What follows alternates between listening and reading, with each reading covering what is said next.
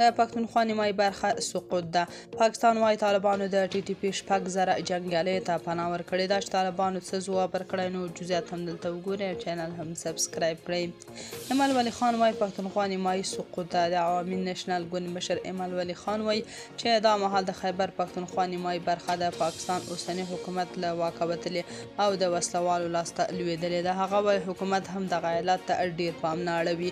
د پاکستاني ټلویزیون جی نیوز سره په تازه مرکه کې د عوامي نېشنل ګوند مرکزي مشر ایمل ولی خان ویلي چې دا مهال په خیبر پښتونخوا کې د ترنګلي امنیتي وضعیت له امله د دغه ایالت نیمایي خاوره د پاکستان حکومت له واکه وتلې او لا هم په وتو ده.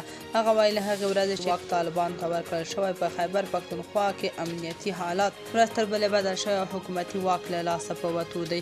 ایمل ولی خان وایي چې خیبر پښتونخوا په مستقیم ډول د افغانستان او سوریې له حالاتو اغېزمنه کیږي او ویره شته چې د دغه ایالت امنیتي وضعیت لا پسې ترنګلی شي.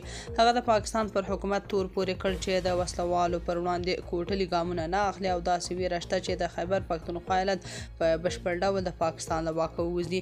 بلخوا پاکستان وايي طالبانو 6,000 ټي ټي پي وسلوالو ته پناه ورکړې. په ملګرو ملتونو کې د پاکستان استازي عثمان جدون په پاکستان کې د تحریک طالبان پاکستان زیاتېدونکو بریدونو په اړه ویلي چې افغان طالبانو ټي ټي پي ته اسانتیاوې رامنځته کړي.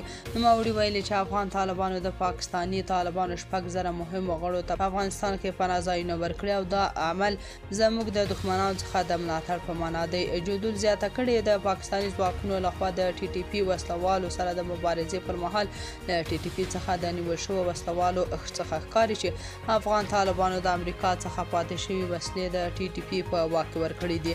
جدول ویلي پاکستان له طالبانو په مکرر ډول غوښتي چې د ټي ټي پي له ملاتړه لاس واخلي خو بیا هم طالبان په ښکاره توګه د ترهګرو ملاتړ کوي. خو طالبان بیا وايي پاکستاني حکومت د خپل کمزوري پټولو لپاره افغانستان بدناموي په داسې حال کې چې دلته هیڅ وسله ډله نشته.